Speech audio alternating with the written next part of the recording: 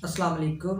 मैं हूं डॉक्टर मोहम्मद हारून ज़फ़र और आज मैंने बात करनी है ऑस्टियोमलेशिया पर। ऑस्टियोमलेशिया का मतलब है हड्डियों का नरम पड़ जाना या कमज़ोर हो जाना।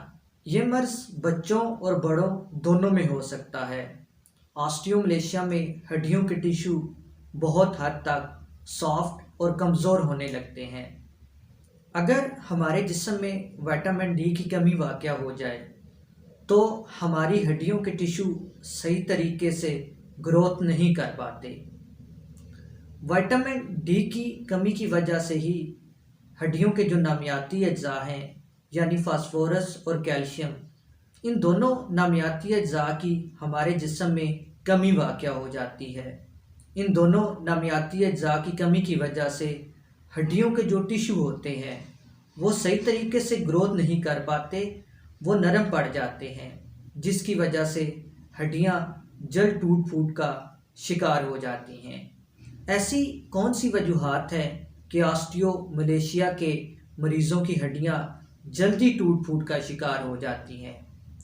तो इनमें से चंद अहम वजूहात मैं आपके सामने रखता हूँ। ऐसे लोग जो बहुत कम सूरज की रोशनी में आते हैं या बहुत कम सूरज की रोशनी में बैठते हैं, क्योंकि सूरज की रोशनी में ना बैठने से हमारे जिस्म में विटामिन डी सही तरीके से जज़ब नहीं हो पाता, जिसकी वजह से हड्डियों के टिश्यू सही तरीके से ग्रोथ नहीं कर पाते और हड्डियों के टिश्यू कमज़ोर और नरम होने लगते हैं।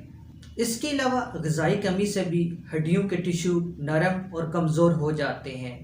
जब हम अपनी ग़िज़ा में विटामिन डी, कैल्शियम और फास्फोरस वाली ग़िज़ा का इस्तेमाल नहीं करते तो हमारी हड्डियों के टिश्यू नरम पड़ जाते हैं। जिन लोगों का मेटाबॉलिज्म का सिस्टम ठीक नहीं होता वो भी हड्डियों की बीमारियों में जल्द मुब्तला हो जाते हैं। एक हामला औरत जब अपनी खुराक का ख़ास ख्याल नहीं रखती तो ग़िज़ाई कमी से एक हामला औरत हड्डियों की बीमारियों में मुब्तला हो जाती है। जिन लोगों को माल एब्सॉर्प्शन सिंड्रोम का मसला हो तो उन लोगों की आंतों में इन्फेक्शन की वजह से ग़िज़ाई अज्जा हमारे जिस्म में जज़ब नहीं हो पाते, जिसकी वजह से हड्डियों के टिश्यू कमज़ोर और नरम पड़ जाते हैं। जिन लोगों के गुर्दे ख़राब होते हैं उन लोगों के गुर्दे खून को सही तरीके से फ़िल्टर नहीं कर पाते, जिसकी वजह से मरीज़ को ऑस्टियोमलेशिया का मसला बन सकता है। हड्डियों के नरम पड़ जाने की वजह से हमारे जिस्म पर ऐसे कौन से असरात ज़ाहिर होते हैं, तो चलिए जानते हैं।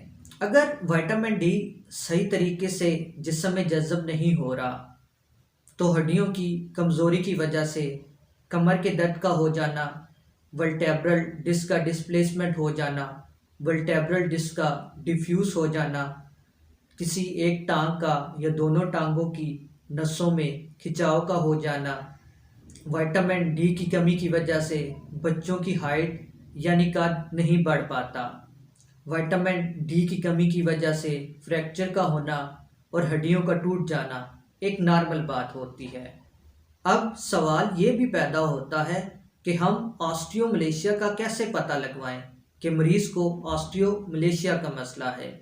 मरीज़ की हिस्ट्री को हासिल करके हम ऑस्टियोमलेशिया का पता लगा सकते हैं कि आया मरीज़ की हड्डियां ग़िज़ाई कमी की वजह से कमज़ोर हो रही हैं या माल एब्सॉर्प्शन सिंड्रोम की वजह से ये मसला है या गुर्दों की ख़राबी की वजह से ये मसला है या आया कोई और वजूहात हैं।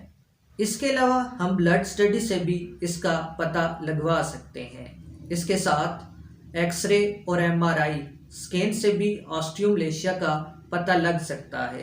अब आपके जहन में ये सवाल पैदा हो रहा होगा कि हम ऑस्टियोमलेशिया से कैसे महफूज रह सकते हैं।